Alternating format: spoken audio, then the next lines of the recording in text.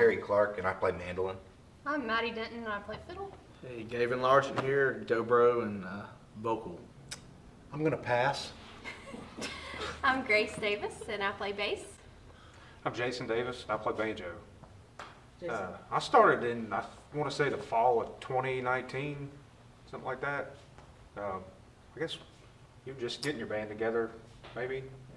You've been here the longest. It was the end of 2019, right before I tore my shoulder up and took a year off. Yeah, it was Yeah. No, right when I was coming back from having torn my shoulder up. You were in the band when, did you come to Alaska with us? No, I didn't get to go to Alaska. Okay, that was right before Alaska. All right, so it was after. Sorry, I threw us off track, but Jason's been here the longest. And then Me? Maddie. Then Oh no, Grace. Jason and Grace. You're so small. It's tough to realize how long you've been here. It's been like two and a half years. It's been a while. And then Maddie, And then and- Maddie. The and then summer Maddie. of 2020 for me. and then Gavin, and then Harry. Yeah, we all pretty much get along really well. Yeah, kind of look forward to it. I really just like everybody's picking. I don't care for any of these people. Yeah. Really, they're horrible to travel with. As people, we have hurdles to get over till we can finally get to the stage to do the only thing we should be doing together, which is music. But no, I'd love to answer this because I've been in not a lot of bands, but I've been in in situations where there's always someone in the band, or there seems to always be an issue somewhere somehow.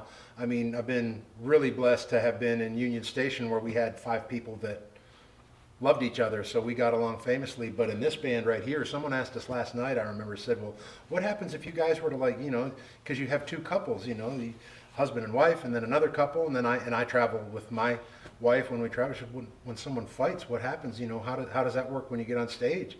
We had to look around. It's like, if that ever happens, we'll tell you. I mean, so far, knock on wood. It hasn't happened yet. It hasn't happened yet. No, I could not imagine wanting to be with anyone else more than I do these guys right here, with or without the instruments in their hands. Everyone gets along really, really well, which I hope is how every band is. I just don't believe that's the case.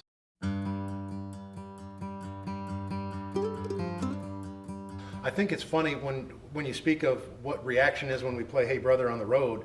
You can always tell the people who have no idea that you're the one that did it. You can see them and they nudge someone next to them, and then the cell phone comes out and they immediately start recording. It's the song every night someone comes up and said, we had no idea, you did that, and we've listened to that song, for such a long time. It's really fun to see people react to stuff that's way outside of what they were expecting when they came to the show.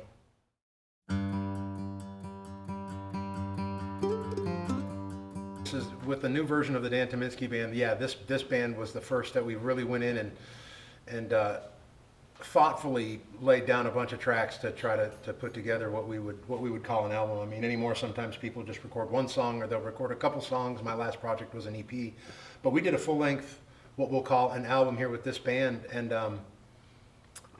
I forgot how much fun it was to go into a studio and play music. And my only complaint was that they are so quick, with their takes, that we could have done every song, 3 or 4 more times. It would have made me happy to have another chance. But every time we did one, all their parts were perfect every time. So I had to go back and, hope my stuff was good. This is maybe the easiest band to record with that you will ever find anywhere. I consider them all kind of in the best of category at what they do in the studio. I felt like it was everything we could have hoped for and a little more, as hopefully the world will see when this record does hit the streets. They were meant to play together, and whether they were meant to play with me or not, I'm so lucky to get to be playing with these guys. Yeah, first record, it was a home run for me. This would be our first official music video for any songs that we've recorded as a band. So yeah, we're coming out of the gates with Hey Brother, and we have some sneaky stuff to follow.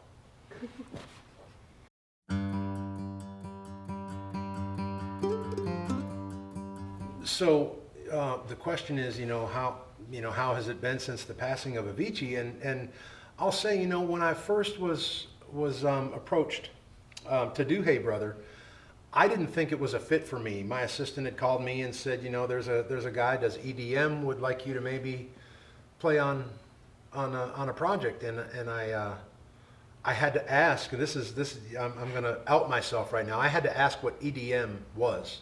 And of course she explained, the kind of club music. And I thought, that is the weirdest request ever. And my first response to that was actually, thanks, but no thanks. Doesn't really make sense. And my assistant thankfully said, would you like to hear the song before we give an official no thank you? And I said, well, that makes sense. So send me the song, I'd love to listen to it. And meanwhile, as she's sending me the song, I reached out to my daughter. I texted my daughter, who was 19 years old at the time and listens to the full spectrum of music, all kinds. Asked her if she knew who Avicii was. And she said, instantly texted me back and said, well, Swedish DJ, he's a genius. He's my favorite artist probably in the world. Why? And I said, he wants me to do a song on his next record.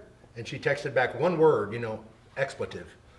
She didn't believe me, and then she immediately called me up. She goes, Dad, are you serious? Is this, are you joking with me? Are you punking me? Or is this a real thing? And I said, no, I think he wants to do it. She goes, if you don't, this is my daughter, she goes, if you don't do this, I'm out.